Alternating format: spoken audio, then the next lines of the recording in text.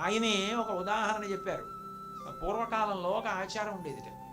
కొంతమంది ఏం చేసేవారంటే నుయ్యి తవ్వేసుకుని జలపడగానే నీళ్లు ఒక్కసారి పైకి వస్తాయి కదా, రాగానే ఏం చేసేవారంటే ఆ గుణపాలు పారలు అందులో పారేసేవారు.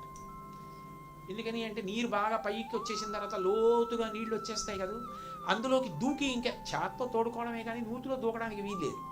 కాబట్టి ఆ గుణపం పార బయట ఉంటే ఇంకెవడైనా నువ్వు తవ్వుకుంటాడేమో, నీటికి ఇక్కడికే రావాలని అందులోనే వారేసేవారు. కొంతమంది ఏం చేసేవారంటేట అవసరాన్ని బట్టి పాపం ఇంత దూరం ఎక్కడొస్తారు, వాడికి పనికి వస్తుందని చెప్పి వాళ్ళు మేము అలా నూయి తవ్వినవి నూతిలో పారయ్యాం, ఇంకోటికి పనికి వస్తాయని తీసుకెళ్ళి పక్కన పెట్టి అవసరమైన వాడు తీసుకెళ్ళి తవ్వుకోండని వదిలేసేవాడు. నుయ్యి తవ్వుకొని పారా గుణపం పక్కన పెట్టిన వాడు నూతిలో పారేసిన వాడికన్నా కొంత గొప్పవాడా కదా? వాడికి లోకము మీద ప్రేమ ఉందా లేదా? అది గొప్పతనం కదా మరి అంటుండేవారు. అట్లా ఆయన తీవ్ర అనారోగ్యంతో అంటే కదలలేని స్థితిలో ఉండగా స్వామి వివేకానంద ఆయన దగ్గరికి వచ్చారు. వచ్చి నాకు నిర్వికల్ప సమాధి చెప్పండి అన్నారు. ఒకసారి నిర్వికల్ప సమాధి అలవాటైందనుకోండి, ఇక అందులో నుంచి బయటికి రావడానికి ఇష్టపడరు అని నేను అన్నాను అనుకోండి, అబద్ధం.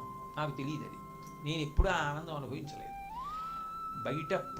బయటపడడానికి ఇష్టపడరు అంటే నాకేదో తెలిసినట్టు చెప్పడం అవుతుంది, ఇష్టపడరట. అందుకని ఆ నిర్వికల్ప సమాధి ఎప్పుడూ చెప్పేవారు కాదు రామకృష్ణ పరమహంస వివేకానందుడికి. వివేకానందుడు వచ్చి చాలా హఠం చేసేసాడు. ఇక ఎక్కువ రోజులు ఉండరు రామకృష్ణ పరమహంస అని తెలిసిపోయింది, వైద్యులు కూడా నిర్ధారించేశారు. చాలా గట్టిగా పట్టుపట్టాడు. మీరు ఏదైనా ప్రబోధం చెయ్యాలి అంటే మీ శరీరంతో ఉన్నంతకాలమే చేయగలరు. మీ శరీరం పతనం అవుతుందని వైద్యులు చెప్తున్నారు, నాకు చెప్పరా నిర్వికల్ప సమాధి అని అడిగాడు. రామకృష్ణ పరమహంస నవ్వారు. ఎందుకు నవ్వారంటే, ఒకటి, నేను చెప్పాలనుకుంటే నాకు శరీరమే అవసరమని నువ్వు అనుకుంటున్నావా? అది నవ్వుకి మొదట అర్థం. నేను నీకు చెప్పాలి అని అనుకుంటే శరీరంతో ఉంటేనే నేనున్నట్ట, శరీరం లేకపోయినా ఉంటా. శరీరంతో చెప్పడం అందరికీ చెప్పడానికి, నీకొక్కడికి ప్రత్యేకంగా ఏదైనా చెప్పాలి అని నేను అనుకుంటే శరీరం లేకపోయినా చెప్తాను. చెప్పారు తర్వాత